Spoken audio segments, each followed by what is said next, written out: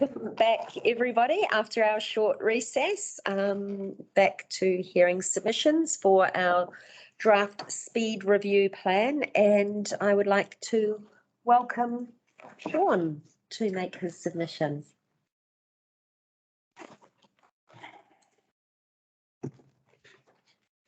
Hi, everybody. Mine's going to be very short, but so just off the bat, I'm totally in favour of the proposed reduction in speed limits. I would, however, like to see it go further. I'd like to see all residential streets, especially where there's a concentration of children and older people, reduced from 50 to 40. As we know with speed limits, when we set them at 50, people travel at 55, 60. Set them at 80, people travel at 85. Yeah, this is what happens. It's always above speed limits. So then there's also, my next thing is, once if we do reduce these speed limits, how do we enforce them? How are they enforced? On my street, people tear down that street, Victoria Street in Carterton. 65, 70, 75, easily down that street. And it's not boy races, it's just anyway. It's a big, wide, straight street. And unless you're really watching your speedometer, there's a tendency to speed. There's children on that street. There are 2 preschools. So my submission would be, I would like to see those residential streets reduced to 40. There's no need to travel at 50 down a residential street. So as an example of this, where we've got temporary speed limits of 30 outside schools, on High Street South, just south of where the 40k zone ends, and there's a temporary 30 which comes up during drop-off and collection time at school. No one travels at 30. No one does 30. When one does try and travel at 30, you can see the irate drivers in your rearview mirror tailgating behind because you're traveling at 30. Temporary speed limits, I'm not sure they work. It's a set speed limit and then another set speed limit for around schools. If that's to be 30, then that's 30. Otherwise, it should remain at 40.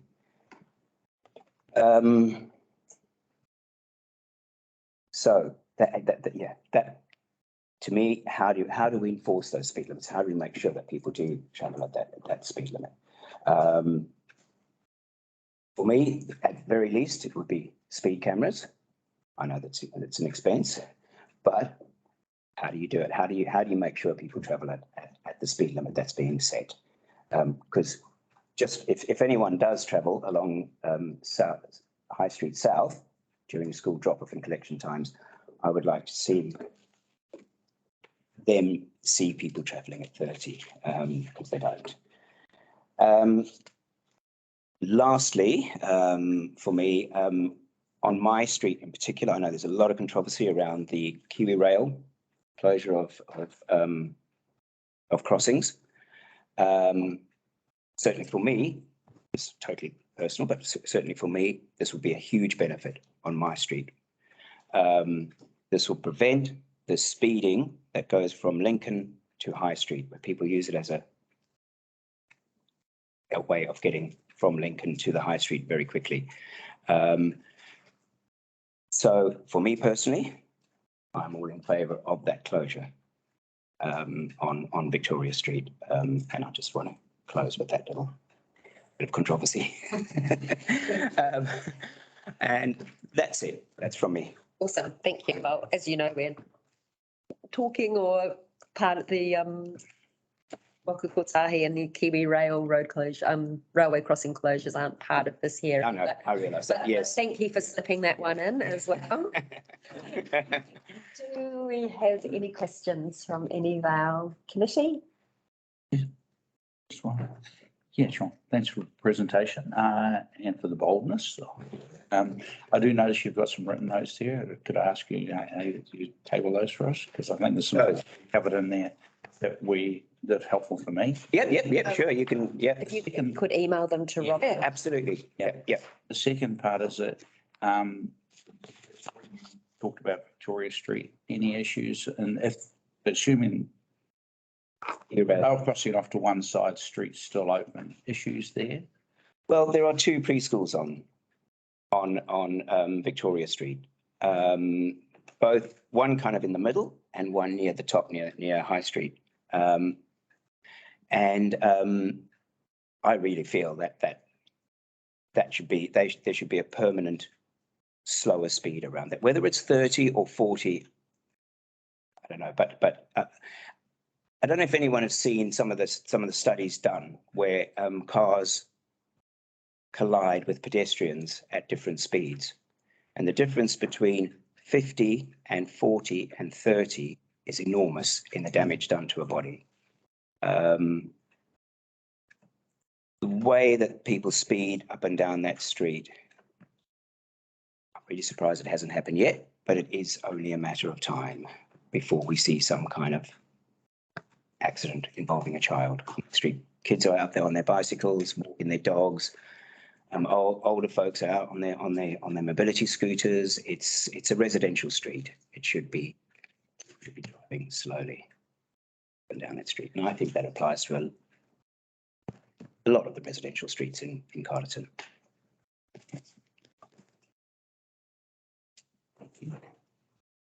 Yeah, you're right. Any questions from any of our other attendees? Thank you very much. And yeah, if you can email. I'll email that. Then she can circulate that for us as well. Yep. Okay. Thank you for your time this morning. Thank you. Thank you. Okay, Robyn, did we hear back from Alistair and Jenny regarding? No, I did. They've given me something to read out, but I also sent them a link and said to come and figure out now. This is what they wanted to say. Sorry, I've actually seen they've commented on a Facebook post saying they need an online link. I sent it to them. Okay. They were given a diary invitation, but perhaps they weren't sort of savvy to diary invitations. And I sent one like about 10 minutes ago. Okay. Using a high priority mail with the link. Oh, and yeah, but I'll just check my text. That's what they all don't want to think about. Okay. This was submission number 25, who were scheduled for 9:05. They're currently overseas, so we're just seeing if we can get them online. I mean, But- it may be that with people here, they can Yeah. still come in, you know. Well, I'll read out what has been emailed, and then also, Robyn, if you're able to forward this to the committee for when we have our deliberations as well. So the message is, we do not support reducing the speed limit on the Ponatahi Road from Martinborough to Masterton. The reduction in speed limits on open roads will impact both financially and the reliability of getting a tradie to come to our home and business, e.g. the vet or plumber to look at an animal or fix a broken appliance. The extra time from a trip from Masterton to Tora will be approximately 20 minutes each way. Who benefits? Who pays?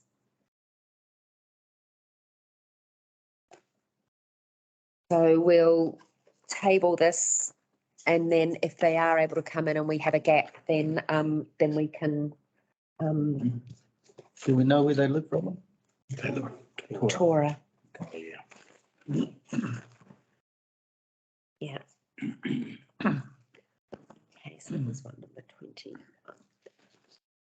Right, so if we can move on now. Ken, hi, welcome. Ken McWilliams, submission number 161.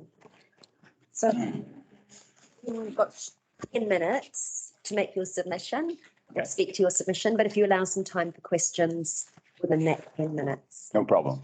The floor is yours. Okay, so a good, I guess everything around changing speed limits on roads tends to revolve around serious accidents and death. And sometimes it's just a good idea. And don't get me wrong, I mean, every death is serious and it's heart-rending, but you've got to take it in context, right? So I started by looking over 10 years at the greater Wellington area. So that's everything out to here from Wellington, right? So in the period from 2011 to 2021, there was an average of 8 deaths per year. And that's fairly low when you consider it's all of Wellington, right? So, sorry, 8 deaths in 11 years, 0.72 deaths per year. The number of DSI, which is, they use the statistics to look at deaths and serious injuries based on previous years. They're forecasting an average of 5.63 deaths in the Wellington area per year. The number of serious crashes over that period, 54, average of 4.9 per year. The number of minor crashes, 280, 25.45 per year. So when you hear it like that, it's not the panic situation that you read when people talk about, reducing speed limits and the number of deaths. I mean, this is quite sobering. It's not as bad, I think, as you would think. But as I said, every death is bad. Now, if we look at Carterton, I can only get statistics 2012 to 2016. What do you think the number of serious crashes, fatal and injury crashes there has been in Carterton over those years? Nobody want to hazard a guess. So 2012, 18, 2013, 16, 2014, 14, 2015, worst year, 21, 2016, 16. Serious injury crashes and fatals. So again, not a large number. So sorry, I didn't have anything beyond 2016. So when we start to think about whether we should reduce speed limits on roads, we've got to think about what it is that actually causes the serious accident or crash. Speed is only one element, right? The recent accident here where the guy pulled out of Somerset Road in the morning, turning right, driver on the right-hand side, that's an 80 kilometre an hour at the moment, yeah? But you mean a car coming side on into another vehicle at 80k, there's going to be a fatality. But is it the problem with the speed, or is it the problem of the fact that the guy pulled out of Somerset Road? So all of a sudden, we look at all of these things that contribute to the cause of death. And the cause of death is the things that people put up there like a big placard when they talk about reducing speed and fatal injuries, right? Serious injuries, sorry. So yes, it's one thing you can do, but is it the most important thing you can do? Everyone has talked about better driver education, better signage, better control at intersections. I mean, there's a whole lot of other things that we can do to reduce injuries and fatalities. So I just urge that we need to think about it in a greater context. So if we look at what has happened, and the cynical side of me says that Carterton all of a sudden are looking at the speed limits on roads like Chester and Hughes Line and things like that, because all of a sudden the speed is reduced on the main highway, which I think is farcical as well. Now, how many accidents was there in that main highway? They've put in 3 roundabouts now, which in theory should lessen the chance of a problem. it's something really ironically stupid to me, right? They put a wire barrier all the way down the middle of the road. And then they put a turning circle for southbound traffic who want to go north. Those people now have to turn across serious traffic, which is one of the most deadly things that you can do. Twice, they've got to turn across to get into the bay, and they've got to come back out into the traffic. Why would anyone design anything like that? So if Carterton are looking at the speeds on those roads, because the fact that all of a sudden, and we saw it, Hughes Line got heavily used, as did Chester Road and the top of Norfolk Road when they were doing the road works. So now they've reduced the speed to 80. Are we bringing the speed down in those roads so that you less pressure on those roads? Or is it because you really need to talk to New Zealand Transport Authority about, is it realistic that you lower the speed on those roads? And have they asked themselves the question, what has caused the serious injury, accidents and deaths on that stretch of road? Was it stupidity or was it speed? I can guarantee a lot of it was stupidity. Now, the bit that you've got in here about around schools, absolutely 100% favour. You cannot determine what children are going to do around schools.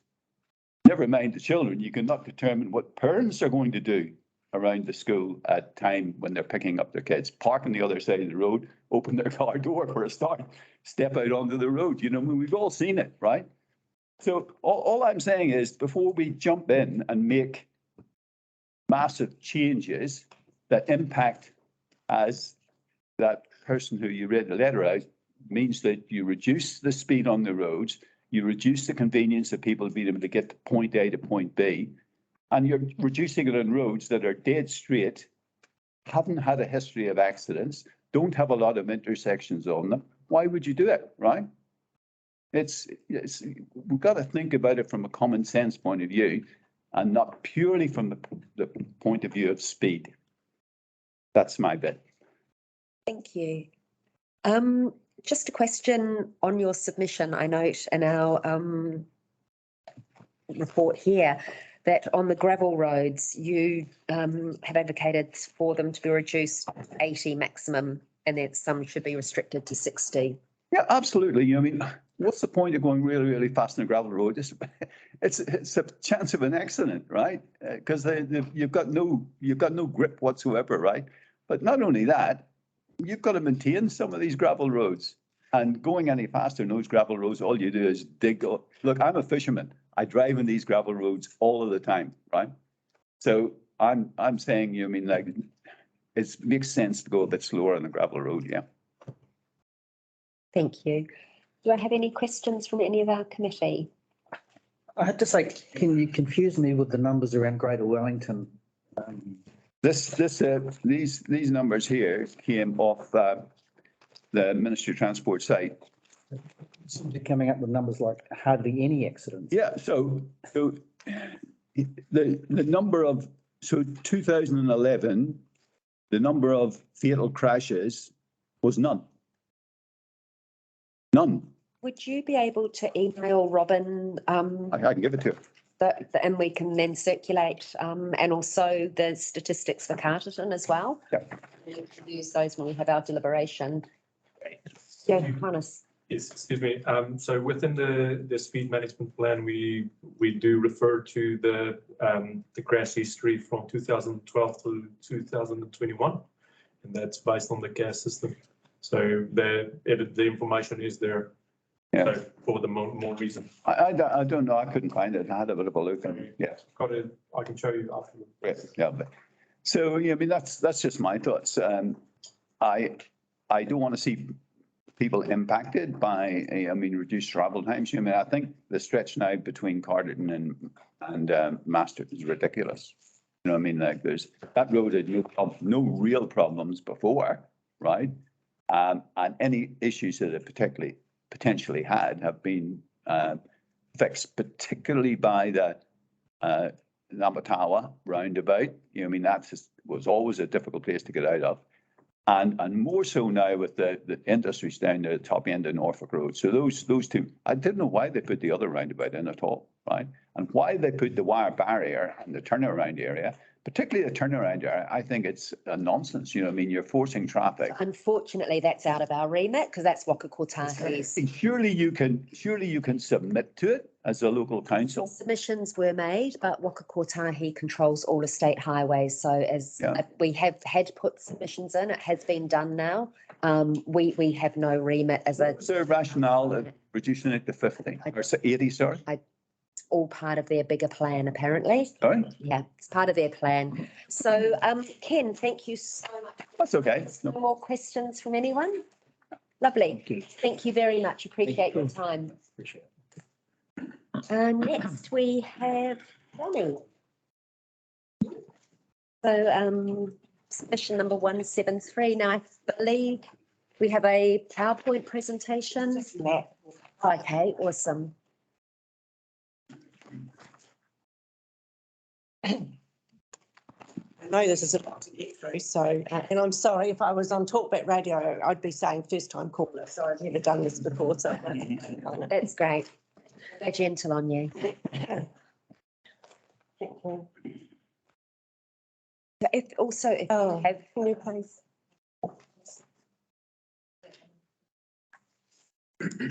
Yeah. And like we've requested from other submitters, if you have anything, Absolutely. if you can put that to Robyn, Yeah, I will. that'd be lovely. Thank you. Over to you. Yeah, so I'm a long-term resident of Longbush, where my family runs Panorama Equestrian. I've lived on Longbush Road my whole life, over 60 years, and I'm going to talk mainly around that area. And I do agree with some of the proposals of the draft speed review, but there are some that I'd like to challenge. And I would like to help you better understand the area and community that I live in and how we move about it and use that space and how perhaps safety could be enhanced a bit. So I've tried to read and acknowledge the Road to Zero strategy and the One Network framework and the speed management guide, and I've been on the CAS database and done all that kind of stuff. I'm sure I've missed stuff, but this is what I've come up with. I see it's not just a speed issue, though. It's a very complex issue that needs multiple strategies. And I think we need to identify some black spots on our roads and fix those by improving the roads or perhaps imposing speed limits. I think we need to eliminate distracted drivers and poor drivers and drunk drivers. And we need a new focus on education and licensing. Learning to drive should include driving on a country road and perhaps gravel roads and exposure to stock, because those are all part of our day-to-day way of life. And perhaps the driver's licence test could also include some of those areas. So I drive frequently in Gladstone. I also run on the road. I drive quad bikes on the road. I lead horses on the road and we shift stock. The road is important to us and it could be dangerous, but I don't think a change of speed is the whole answer. My attitude is the same as when I go on the sea. I don't expect the sea to look after me, so I don't expect the drivers to watch out for me. I believe it's me that needs to look out for the drivers. Excluding children, of course, that doesn't apply to them. So don't get me wrong, because speeders that go past our place at over 100k really brass me off. So do noisy cars and boy races like we had in the weekend. And sometimes people have no stock sense at all. So that's my approach to this. The Tuiti Road. My first recommendation is for the reduction of speed on the Tuiti Road from 100k down to 80k, not the 60k that was suggested. Now, the report suggests that this piece of road from the Gladstone Road junction right through to just north of Waipaopaoa Road goes down to 60k. And it's classified it as a stopping place, peri-urban and a rural connector. However, in Gladstone, most people consider that bit Gladstone. This was the town that was planned in 1870 and it's about 1.5k long. And it's bookended, you can see, by two bridges on quite sharp corners that a road planner would just not consider today. Now, these corners slow down traffic naturally, so I strongly urge you to consider that this is the best place to change the speed because people are changing their speed anyway, and they would then hopefully continue on at that speed that they go, that they go around those corners at. And I think we'd get much higher compliance if we did that. So I looked at the classifications and what this means, the stopping place in peri-urban. And I figured that that place there is the rural connector, and that that bit there is the peri-urban bit. And Waka Kotahi states that a safe and appropriate speed can be 80k on peri-urban road if it's more rural in nature, and this area is not on the outskirts of town, and it has large commercial farms behind the road. It does have centre line markings, and it does have edge delineations such as marker posts, as well as a wide verge. So I think it does meet the requirements of an 80k speed limit. Nor is Gladstone a stopping place, and ever since I can recall, it's not typical to see people stopped on the side of the road there. They don't go out walking their dogs. They don't use it sort of to be out on the road. The stopping place is on Fitzherbert Street, which is in brown there. And I think you should leave the open road at the bottom there at 100k because it is currently an extension of Longbush Road, which is also 100k. The variable speed outside the school, I totally agree with, because even though they've removed all pedestrian access in the 1990s onto Te Road from Gladstone School, it's still, that corner there's still a lot of cars exiting Fitzherbert Street at certain times of the day. So I think, it kind of makes sense. I do think that the variable speed should apply to certain times of the day and certain times of the year, because for most people it would seem ridiculous driving past at 10 at night at 30k, and then you're less likely to get compliance. Now, Waipoapoa Road, which is the green one, that is David McKay's driveway, and they've recommended a 30k limit on that. It's gravel, it has a gate at the entrance of it. One side goes to his house, the other side goes to his woolshed. And I wonder whether Tonkin and Taylor ever went out and actually had a look at that road. Brooklyn Road is also a driveway as well for multiple homes. And so I don't think those roads should be even considered. And the bit at the top there, now that is your black spot area. There's been 2 fatalities there and 3 serious accidents in the last 20 years. Okay, the next bit is Gladstone, and to me, that area is your real issue. This is the most dangerous piece of road in Gladstone. There have been accidents and near misses aplenty here. Oh, it's the Gladstone Inn if you didn't realise.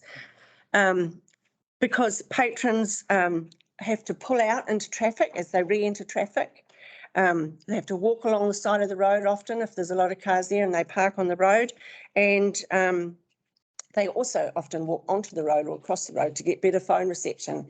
And you have to remember that the view for drivers exiting the bridge is obscured, and they don't slow down. They go 100k across there. To me, that is the dangerous area. I'd like that bit to be considered for 80 or even 60k.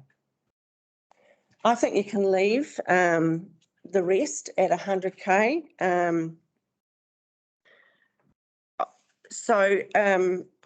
With the marae, I think there are fewer regular events held there than they implied in the report, but there are often some pretty big ones there.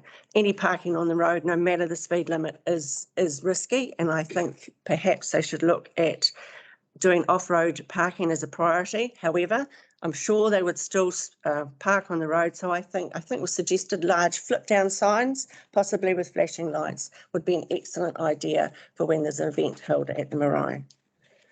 Longbush and Millers Road, now these weren't in the plan, but I know that if you implement an 80k on Ponatai Road, you will increase the speed of traffic, or the volume of traffic on Longbush Road.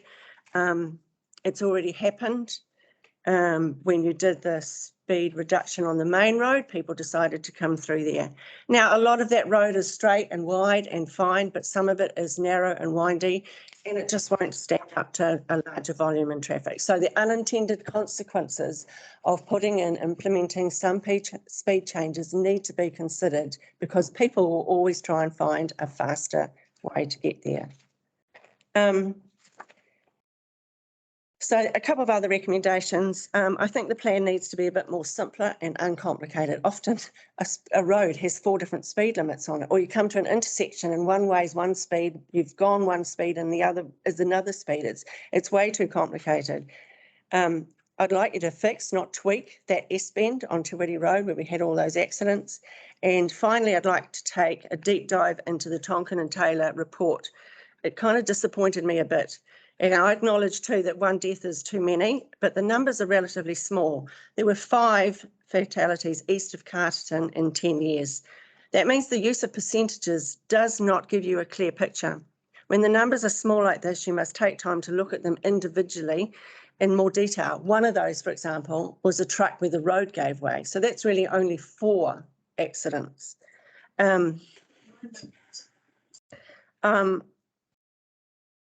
The numbers, there were numbers small, so you need to look at them individually. And I recommend you do this because I found data that was missing, copy and pasted, incorrect, and it was all over another place. For example, some of the councils were, the data was for council separately, and other times they put them together. Sometimes they included less serious accidents, and sometimes they put them all together. And it was just, for me, I was comparing apples and oranges, and it wasn't clear at all. It made it inconsistent and difficult to follow. And the report also made no connection with the volume of traffic and accidents. So you're charged with making decisions that can change our lives. You need to be confident that the data is good and reliable, which I am not. Otherwise, you may not achieve the outcomes that you're looking for. I'm sorry I had to read it.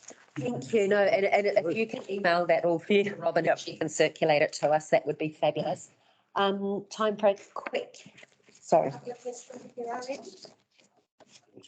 Thank you. Yeah, that was. Very Thank you. appreciate it. Thank you. Yeah.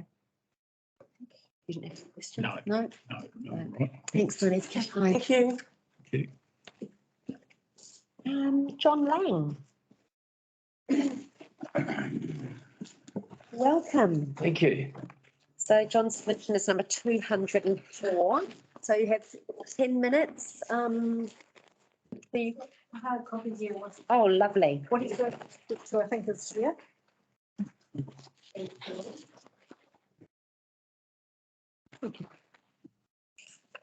Thank you for providing this for us. Well, thank you for speaking.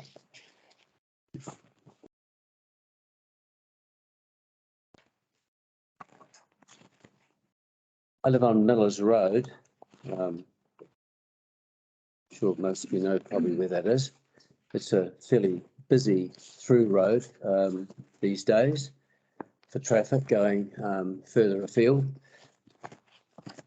I just want to say, while I agree with the council's proposed approach and principles to reduce speed around schools, early childhood education centres and maraes in the district, I think these restrictions should go a lot further to not only include these areas, but all secondary roads in the district.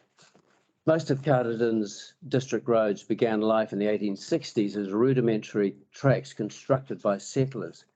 As they evolved over time, the tracks became basic access roads to farms, formed to carry relatively light horse-drawn vehicles at slow speeds over an uneven, rugged landscape. Although most of these roads now carry an overlay of tar seal, they still follow the shape and contour of the original settler tracks over soggy, undulating plains and unstable hill country. Unlike State Highway 2, which has been straightened, levelled and re-engineered to carry modern heavy traffic at greater speeds, our rural roads have not had the same attention. Our roads, like most of the rural thoroughfares throughout the country, are narrower and less robust than state highways. They are barely 6 metres wide or 3 metres per lane, often less. Bridges are no more than 6 tight metres with no edge room. Weather damage is a constant maintenance challenge. Paving is very often potholed and uneven. Gradients are steep, corners are tight. Shoulders are narrow or virtually non-existent. Often broken road edges drop directly into steep water drains, stormwater drains on either side. Add to this, our roads are peppered with farm gates and obscured entrances, often on tight blind corners.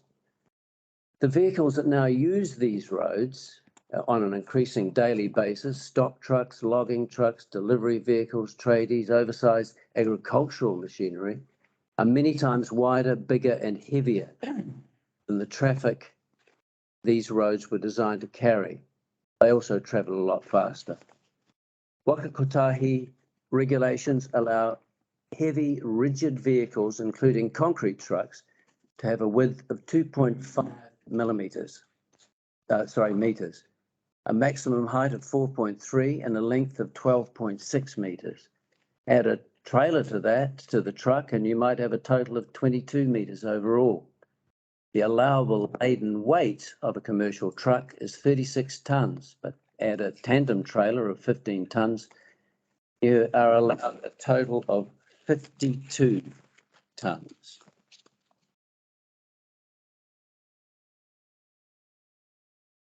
This combined girth and weight of heavy metal is expected to travel on a 3 meter wide lane on a two-way, less than perfect road at up to 100 kilometers per hour. That allows a wriggle room within their allocated space of less than 50 centimeters, which is why, in my experience, these vehicles approaching on corners and over bridges seldom remain on their side of the center line. That is, if there is actually a centre line painted on the road. So if 100 kilometres per hour is considered an unsafe speed for all traffic, heavy and light, on State Highway 2, which is wider, better designed and mainly better maintained than Carterton's local rural roads, then surely 100 kilometres per hour cannot be considered a safe speed on our narrow, often rutted and potholed roads. My proposal would be to apply the same speed limit of 80 kilometres per hour to all of our regional roads. If it is safer for Highway 2, it has to be safer for our own back roads. Thank you. That's all I have to say. Thank you. Very succinct. Any questions? Very good. Thank you. No. Thank you so much for your time this morning and putting a submission. Really. Thank you for listening. Thank you. Thank you. Thank you. Right. Moving on, Scott. Hi. Yeah, first time up. Don't be nervous at all. Definitely not. So this is submission number 206. Yep. So got 10 minutes and allow some time for questions. And Okay. So yeah, I've been in the region 15 years. I'm a resident of Upper and Norfolk Road. I commute to Wellington a couple of times a day from the Carterton station. So I drive in from Norfolk Road to there. So the coverage today, I mean, I agree with pretty much most of what's in there. My submission today is specifically concerning two roads, which is Chester Road and Norfolk Road. Obviously, in the terms of what's in the report, there was a review to look at high-risk roads and see if we should reduce the speed limit of those. I guess what I was going to look at today is whether these are actually high-risk roads. So if I look at a couple of things, they fall, Norfolk Road in particular, falls in the category of collector under NZTA rules. If you look at their own guidelines for a collector, either primary or secondary, that's either straight or curved, 80 to 100k is in the guidelines. So the current speed limit is within current NZTA guidelines. So that's the first thing, they're not out of alignment by their own rules. If you look at the characteristics of the roads themselves, Chester Road is 9.1k long, Norfolk Road's 10.5k long. They are substantially straight. There are actually 6 curves on each road, None of them, with the exception of two particular points, is anything less than 160 degrees. So for those that aren't particularly good at maths, that's pretty much an oblique. So no blind corner, no right angle, no nothing on any of those roads. So there is one section in Norfolk Road near the Pottery, which we generally refer to as the Wiggle, which is about 100 metres long. So it's less than 0.01% of the length of that road. The rest of the characteristics of the road, they have median strips, they have edge delineation, and the road reserve is generally cleared for pretty much the entire length of both roads, providing somewhere around 100 to 200 metre sight lines, pretty much for the entire length of the road. So on that basis, from a characteristic point of view, they can't be deemed as high risk.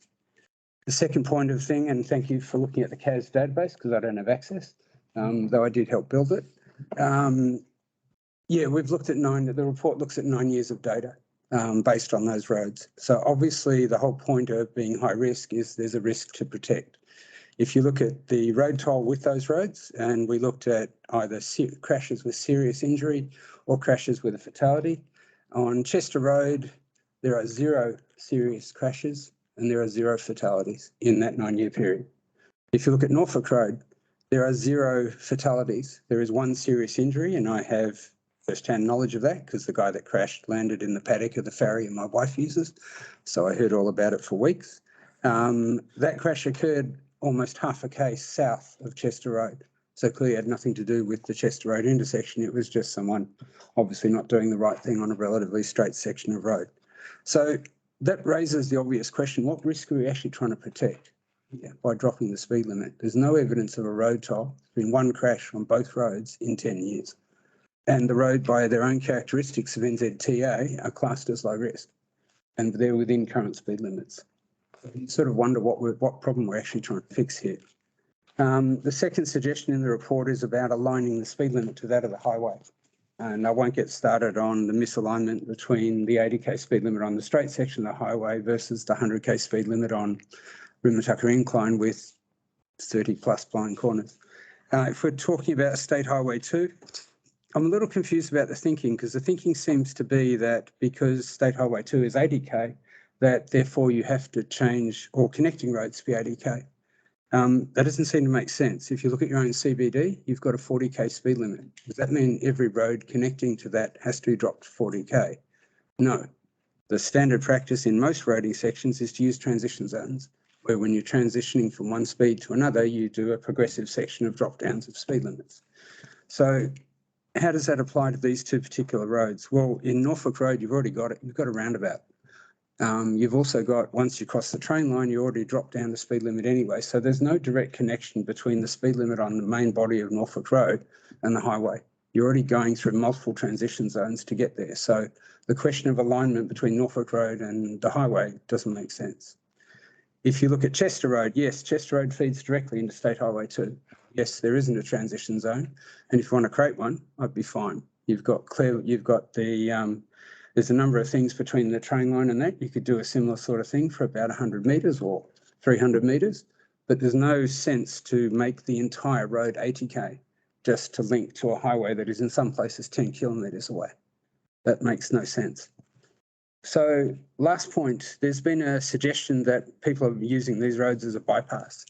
I'd argue those people aren't particularly good at maths, because if you look at the distance between the Norfolk Road intersection to State Highway 2 and the Chester Road intersection, it's about 7k.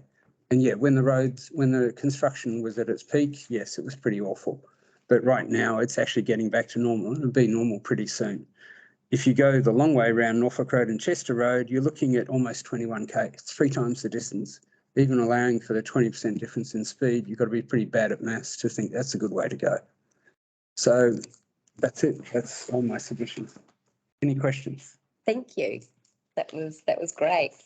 I love the maths. So Scott, when you go to Wellington, Yep. what do you do down there? I consult in IT. Sort of thing? No, I don't actually. I did do some work for NZTA though. So yes, I'm familiar with the CAS system. Yeah, Scott, thanks for your submission, really good. I have some questions over Chester Road with you, and you did touch briefly on a transition area from basically up. I'm thinking that, like your comment on a transition area from, say, the corner just before the cemetery coming south right down to Chester Road. You've got a whole lot of things. You've got a lot of residences there. You've got obviously the big Clairville showgrounds, and there's events there all the time, and you've got people coming out with horse trailers. I mean, absolutely, that makes sense. It just doesn't make sense to do the entire, other 8.5K of the road. There's a transport business and a helicopter business up further. Are they a problem, do you feel? As a resident, obviously I travel along that road a lot. The other thing is a lot of the traffic on that road, particularly at the time I'm doing it, is 5:45 in the morning, because we all know how bad the train service is. So yeah, they come out occasionally, and when you did see the occasional logging truck, but that's having travelled that road for 15 years. That was probably the first time I'd seen a logging truck up around that road. And to be honest, since they've changed it, I haven't seen one for months. So I think a little people were using it, for a short period of time, but I don't think they do it anymore. The helicopter business, yeah, it's at the top end. And yeah, the logging truck, I do see him come out occasionally. He's usually warming up his engine as I go past. But again, the area where both of those are coming out is largely a straight section of road for quite a few K. So, and the roads are reasonably broad. We regularly pass quite safely. As I said, there's no significant bends on either of those roads. Wilton Road is probably the sharpest one, and even that's not 90 degrees. And again, you can see probably for up to 300 or 400 metres on both sides of that bend because of the road clearance. So, thank you very much. Yeah, if I can just make a comment, I can go to Scott. The big problem with Chester Road is, and it's not clear what and how NZT are going to do it, but with the showgrounds and everything else there, coming out of Chester Road and turning right, you literally, if you're pulling into the middle of the road, you've got one car length that you can sit in. If you're pausing in the middle of the road to let southbound traffic go past, there's no fade-in lane turning right. Yet we have force floats coming out of there. And again, sorry to interrupt, and we kind of need to go back to the proceedings, but that is State Highway 2, which, as mentioned, we have no jurisdiction. I just had a question for you on that transition area, say from the cemetery to State Highway. What would your recommendation as a regular user of? If you look at what they've done with Norfolk Road. So Norfolk Road, Norfolk Road going into Featherston, there's lots of examples, north end of Carterton. From 80, there's a step down to 70, and then there's a 50. Probably I'd step down to maybe 70 north of the train line. Once you get over the train line, you're going to be going slow anyway, and maybe, I don't know, do 50. But you're joining an 80K road. Yeah. Dropping to 50 may not make a lot of sense. But it is quite a... But the showgrounds, there's... Yeah, so that'd be fine. Yeah. Okay. Thank you very much for your time. We really appreciate it. Any questions from any other councillors? Thank you. Thank you. Thank you. Good afternoon, Joe.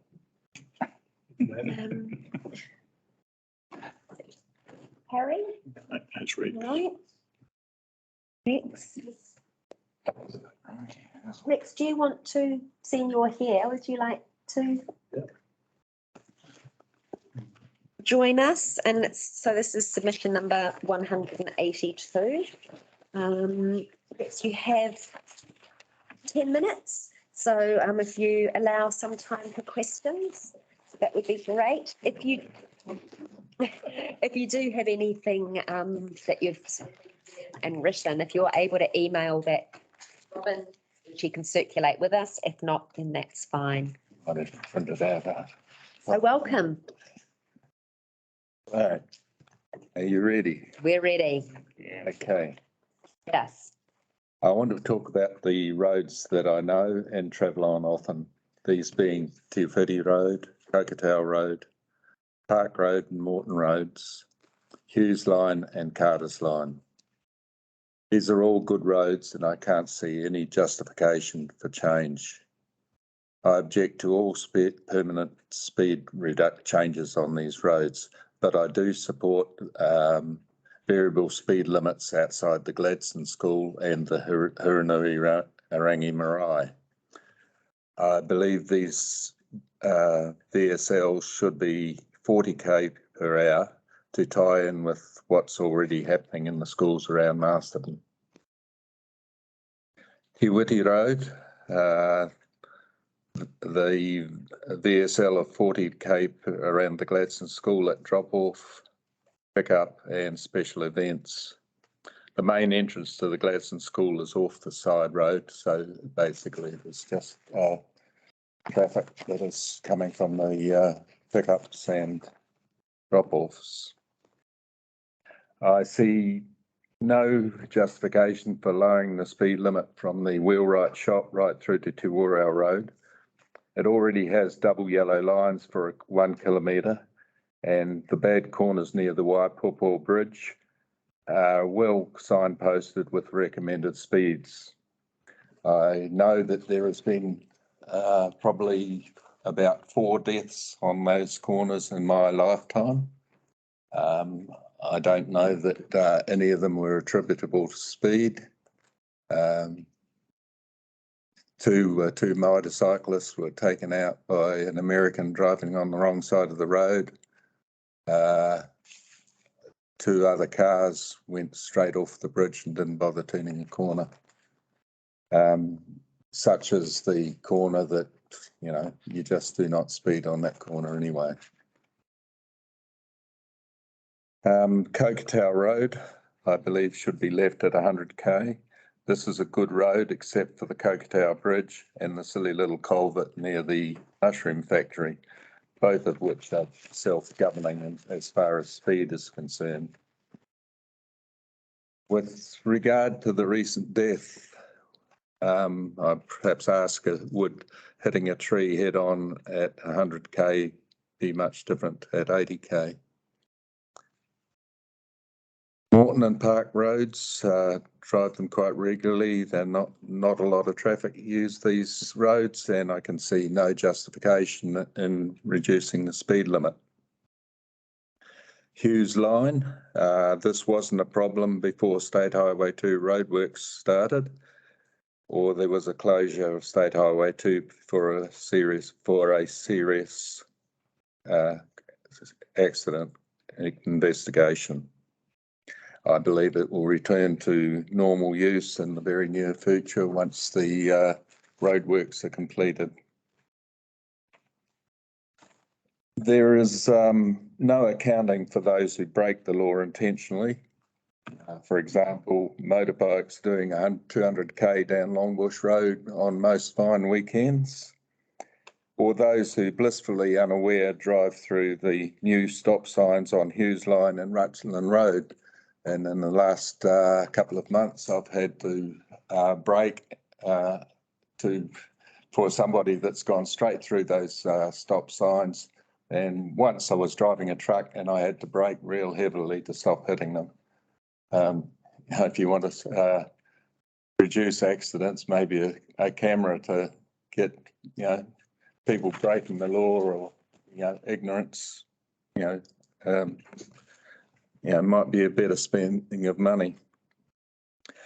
To end, I hope this review committee makes some common sense decisions, and it's not here to rubber stamp Kotahi's Great Road to Zero plan and do not do their dirty work for them.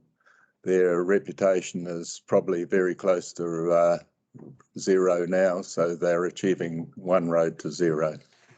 Thank you very much. Great closing comment.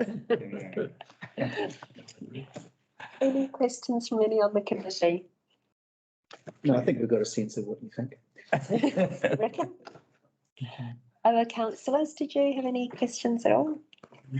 You think about Galloway Parkway Hall, that section there, not good section. No, just up the hill past the mushroom factory, Carterton District Council a few years ago rebuilt the culvert. They did one on Para Road and did an excellent job of it. And that one they left it basically and put armcoes around, and it's not a good intersection, and that's a heavy traffic uses that road. And you know, Kokotau Bridge, as I said, was self-governing because I folded a truck over it today and that would be 300 mils over the centre line and about 100 mils from the curb on the left.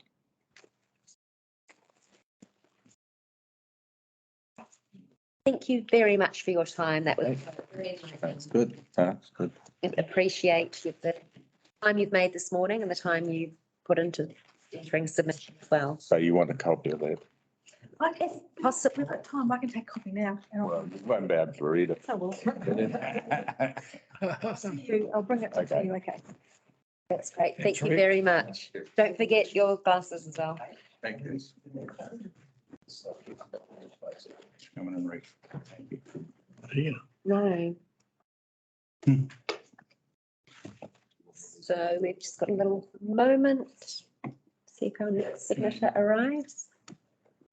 2 more submissions before we break for lunch. I just wonder if you want to turn off the sound at the moment.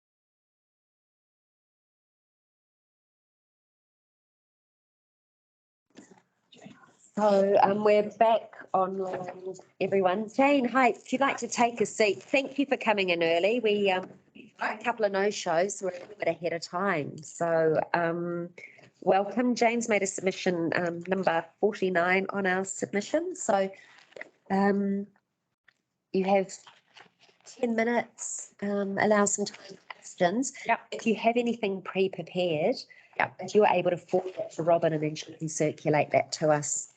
So we have it as well when we go through our deliberations. If not, no drama. Yeah, well, I've just written something down. Yeah.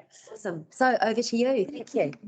Hi, I'm Jane O and I live 15 minutes drive and 30 minutes bicycle ride from Carterton where I work.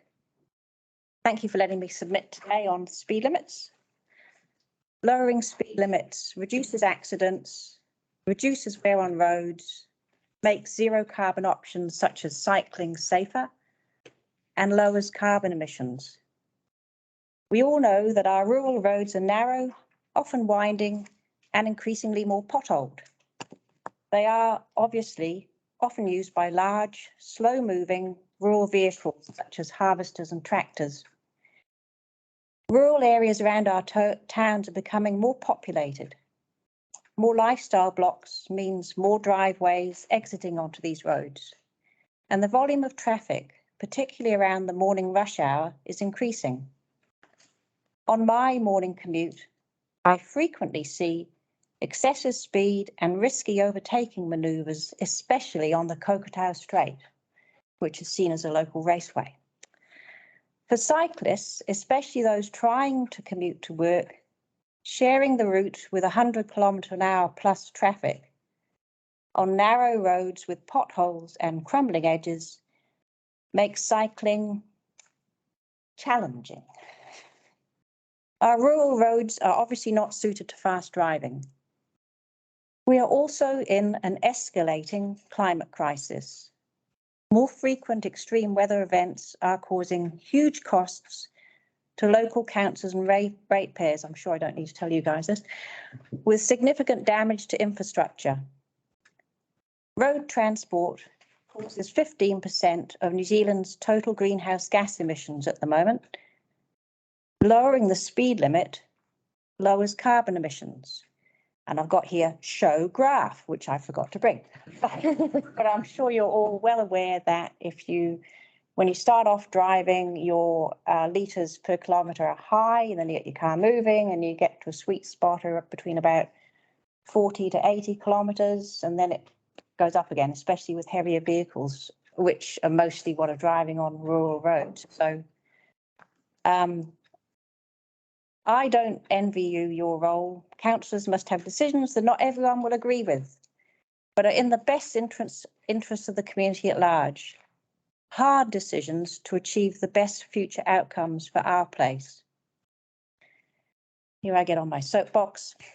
Our profligate burning of fossil fuels has brought us to this time in human history when those with the power for positive change must step up, lead the way, make the decisions that our children and generations to come will be grateful for. Lowering the speed limits reduces accidents, reduces wear on roads, makes zero carbon options such as cycling safer, and lowers carbon emissions. For all these reasons, and for all our sakes, please lower the speed limits on our rural roads. Thank you. You're welcome. Very great submission. Very much. And any questions from any of the committee? Jane, just one observation that a comment you made about more rural subdivisions, more driveways going on to roads, obviously. We're on a lifestyle block, mea culpa. I am too. So. Yeah, no, it is obviously a concern. Do you see how we can make these driveways safer and educating people going onto the rural roads without the detriment of slowing every area down to to compensate for that? What are your thoughts on that? Ooh, well, we're up Ahiriri Road and there's more and more individual driveways. I hadn't really thought about this, but I do perhaps wonder if one communal exit that serves quite a few driveways, so people using that road know there's probably something coming out there rather than lots and lots and lots of little ones. I don't know. It's a tricky one. Yeah, thank you. Yeah. Also, I certainly on that is also keeping the rank grass down. Yeah. Visibility going. Yeah, around every single entrance. Yeah. I mean, a lot of people do that themselves, but yeah. Councillors, any questions from any of our other elected members? Thank you. It was a really great submission. Thank you for making the time and also coming in a little bit early as well to fill our little last minute gaps. Oh, yeah, really appreciate you putting the submission in and coming to speak to it today. Well, there's a lot of us along our road who would like to cycle into town. We've mostly got e-bikes and it's not hard, but it's very dangerous. Yeah. Well, I do cycle to work, but it's scary. It's scary. Yeah. Yeah. Awesome. Thank you. Thank you very much. Really appreciate it. Thank you. Okay, that concludes our morning